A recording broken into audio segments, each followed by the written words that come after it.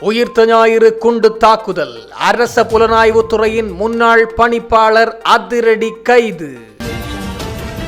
பிரித்தானியாவிலிருந்து அடித்து விரட்டப்பட்ட நாமல் ராஜபக்ச. பிரித்தானிய தமிழர் ஒருங்கிணைப்பு குழு வெளியிட்ட அறிக்கை. எத்தனை தடைகள் வந்தாலும் யாழ்ப்பாணம் சர்வதேச கிரிக்கெட் மைதானம் அமைக்கப்படுவது உறுதி. நலிந்த ஜெயதிசவின் கருத்து. போலீஸ் அதிகாரி ரொஹான் ஒலுகலவின் வீட்டின் முன்னால் தலையை வெட்டி கொண்டு வந்து வைத்து அச்சுறுத்துவதற்கு தயாராக இருந்த மிக பெரும் பாதாள உலக கும்பல் வளைத்து பிடித்த போலீசார். அரசுக்கு எதிராக ஒன்று திரண்ட பௌத்த தேரர்கள். படு தோல்வியில் முடிந்த பௌத்த தேரர்களின் மாநாடு. ஜேவிபி மற்றும் விடுதலை புலிகளால் இந்த நாடு அழிந்து வருகிறது. சஜித் பிரேமதாசவின் கட்சி நாடாளுமன்ற உறுப்பினரின் அதிரடி கருத்து.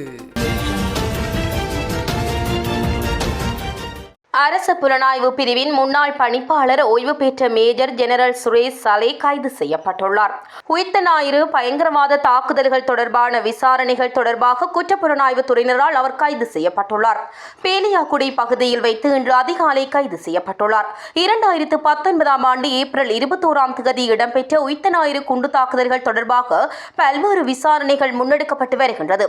அண்மையில் அவர் மலேசியாவில் உள்ள இலங்கை உயர் ஸ்தானிகார் ஆலயத்தில் ஆலோசகராக பணியாற்றி வந்தார். ஈஸ்டர் ஞாயிறு தாக்குதல்கள் குறித்து பிரித்தானியாவின் சனல் 4 ஒளிபரப்பிய சர்ச்சைக்குரிய ஆவணப்படத்தின் வெளிப்பாடுகளை தொடர்ந்து தொடங்கப்பட்ட குற்றவியல் விசாரணையின் அடிப்படையில் இந்த கைதுகள் முதன்மையாக உள்ளன. சமூக மற்றும் மத விவகார மையத்தின் நிர்வாக இயக்குனர் பாதிரியார் ரோஹன் சில்வா தாக்கல் செய்த முறைப்பாட்டை தொடர்ந்து விசாரணைகள் தொடங்கப்பட்டதாக குற்றப்புலனாய்வுத்துறை முன்னர் கோட்டை நீதவான் நீதிமன்றத்தில் தெரிவித்திருந்தது. அந்த தொலைக்காட்சி நிகழ்ச்சியில் அசாத் மௌலானா தெரிவித்த கூற்றுக்கள் மற்றும் குற்றச்சாட்டுகள் குறித்து சுயாதீன விசாரணை நடத்துமாறு தந்தை ரோஹன் சில்வா பொது பாதுகாப்பு அமைச்சிடம் கோரிக்கை விடுத்திருந்தார். பின்னர் அமைச்சகம் தொடர்புடைய முறைப்பாட்டை பதில் காவல்துறை ஆய்வாளர் பிரியந்த வீரசூரியவுக்கு அனுப்பியது.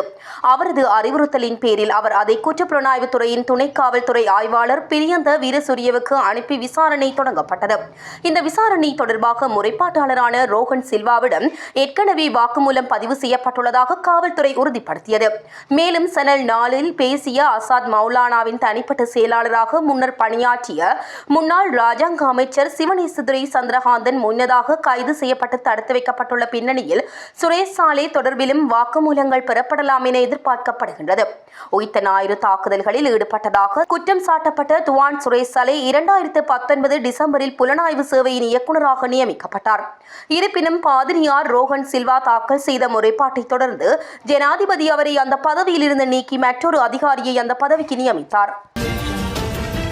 ஒரு பெரிய அளவிலான போதைப்பொருள் கடத்தல் குறித்து காவல்துறையினருக்கு தகவல் அளித்தவர் ஒருவரை கொன்று அவரது தலையை அது தொடர்பான விசாரணையை நடத்திய உதவி காவல் அத்தியட்சகர் ரொஹான் ஒலுகலவின் வீட்டின் முன்வைக்கும் ஒப்பந்தத்தை ஏற்றுக்கொண்ட ஒரு கொலையாளியை காவல்துறையினர் கைது செய்துள்ளனர். மேற்கு வடக்கு குற்றப்பிரிவினரால் குறித்த கைது நடவடிக்கை மேற்கொள்ளப்பட்டுள்ளதுடன் அதன் போது 7 சந்தேக நபர்களும் கைது செய்யப்பட்டுள்ளனர். கடந்த ஆண்டு நவம்பர் 12 மேற்கு வடக்கு குற்றப்பிரிவு கிரிந்த கடற்கரையில் இருந்து சுமார் 350 கிலோகிராம் ஐஸ் போதைப் பொருட்களை கைப்பற்றியது. மேற்கு வடக்கு குற்றப்பிரிவின் முன்னாள் பணிப்பாளர் உதவி காவல் அத்தியட்சகர் ரொஹான் ஒலுகலவுக்கு கிடைத்த ரகசிய தகவலின் அடிப்படையில் அந்த நடவடிக்கை மேற்கொள்ளப்பட்டுள்ளது. விசாரணையில் தொடர்புடைய போதைப் பொருள் கடத்தல்காரர் துபாயில் தற்போது தலைமறைவாக உள்ள அங்குட பிரியந்த என்பவருக்கு சொந்தமானது என்பது தெரிய வந்துள்ளது. இந்த நிலையில் போதைப் பொருள் கைப்பற்றப்பட்டதால் விரக்தியடைந்த சந்தேக நபர் ஒலுகலவுக்கு தொடர்புடைய தகவலை வழங்கியவர் யார் என்பதை கண்டுபிடித்துள்ளார். இதன்படி அவரை கொல்லும் ஒப்பந்தத்தை ஒப்படைத்து அவரது தலையை ஒலுகலவின் வீட்டிற்கு அனுப்ப அங்குட பிரியந்த திட்டமிட்டுள்ளார். இதற்கிடையில் பாதாள உலக கும்பல் அவரை பற்றிய தகவல்களை தேடுவதை அறிந்த தகவல் கொடுத்தவர் வீட்டை விட்டு வெளியேறி தலைமறைவாகியுள்ளார். பின்னர் மேற்கு வடக்கிற்கு பொறுப்பான காவல்துறை பரிசோதகர் ஜெனரல் கலிங்க ஜெயசிங்கவுக்கு கிடைத்த ரகசிய தகவலின் அடிப்படையில் மேற்படி கொலை ஒப்பந்தத்தை பெற்ற நபர் கைது செய்யப்பட்டுள்ளார். தமிழர்கள் மீது ராஜபக்ஷக்கள் நிகழ்த்திய இனப்படுகொலை காரணமாகவே ஆக்ஸ்போர்ட் யூனியனில் நாமல் ராஜபக்ஷ நிகழ்த்தவிருந்த உரை ரத்து செய்யப்பட்டுள்ளது என்று பிரிட்டன் தமிழர் ஒருங்கிணைப்பு குழு தெரிவித்துள்ளது.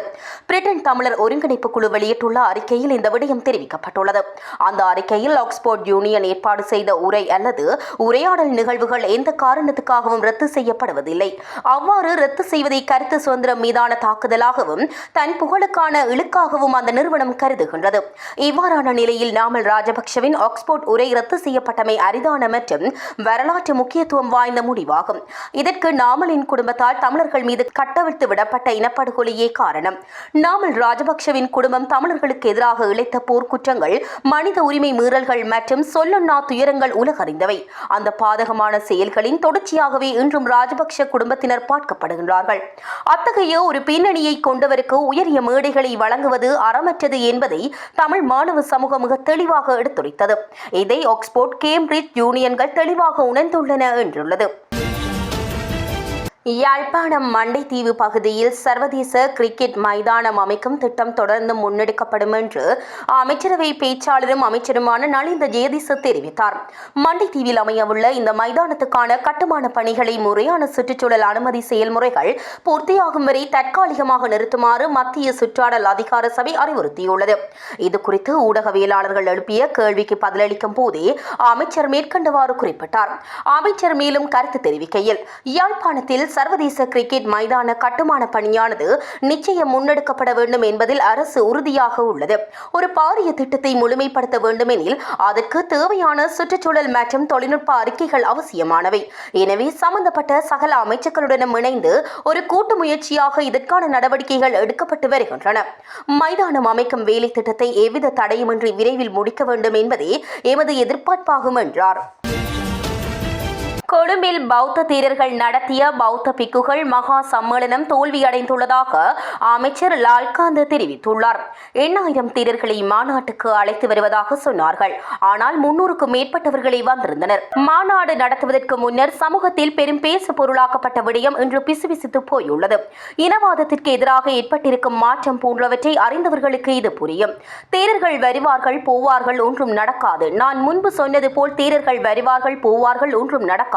ஆனால் மாநாட்டுக்கு பின்னர் ஏதோ ஒன்று நடந்துள்ளது.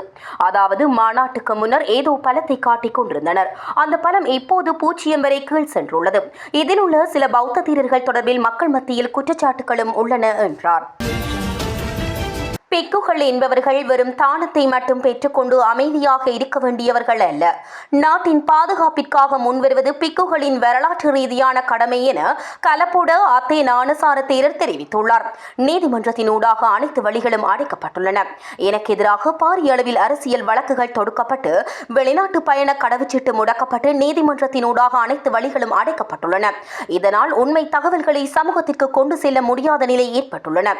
செயற்பாட்டு அரசியலில் ஈடுபட்டுள்ள பௌத்த பிக்குகளை இலக்கு வைத்து அரசாங்கமும் இணைய தரப்பினரும் முன்னெடுத்து வரும் அடிப்படையற்ற விமர்சனங்கள் மற்றும் அவதூறுகளை பொதுபல சேனா அமைப்பு வன்மையாக கண்டிக்கின்றது. ஜேவிபி மற்றும் விடுதலை புலிகளால் இந்த நாட்டு மக்கள் துன்பப்படுகிறார்கள் என்று ஐக்கிய மக்கள் சக்தியின் நாடாளுமன்ற உறுப்பினரும் வழக்கறிஞருமான சுஜீவ சேனசிங்க கூறினார். இதற்கு காரணம் நாட்டை அபிவிருத்தி செய்யக்கூடிய தலைவர்களை கொண்டு பல்கலைக்கழகங்கள், நிறுவனங்கள் மற்றும் வணிகங்களை எதிர்த்து நாச வேலை செய்து நாட்டை பின்னோக்கி தள்ளியதுதான் என்று அவர் நினைவு கூர்ந்தார். நாட்டின் தற்போதைய நிலைமை குறித்து ஊடகங்களுக்கு பேசிய சுஜீவ சேனசிங்க, ஜனதா விமுக்தி பெரமுன வரலாற்றில் மிக அதிக அளவிலான ஊழலை செய்துள்ளது என்று மேலும் கூறினார். ஊழல் குறியீட்டின்படி தற்போதைய அரசாங்கம் வரலாற்றில் மிக அதிக அளவிலான ஊழலை செய்துள்ளது என்பதை சுட்டிக்காட்டிய அவர் 2025ஆம் ஆண்டு தொடக்கம் 2026 காலகட்டத்தில் ஊழல் சாதனை படைத்துள்ளதாக வெளிப்படுத்தினார். கொண்டைனர் 323 நிலக்கரி வரி மோசடி உள்ளிட்ட பெரிய அளவிலான மோசடிகள் அதிக அளவில் நடந்துள்ளதாக எம்பி கூறினார். மேலும் கருத்துக்களை வெளிப்படுத்திய அவர், ஜேவிபி மற்றும் விடுதலை புலிகள் அமைப்பினால் இந்த நாட்டு மக்கள் என்று துன்பப்படுகிறார்கள் என்று சொல்ல வேண்டும்.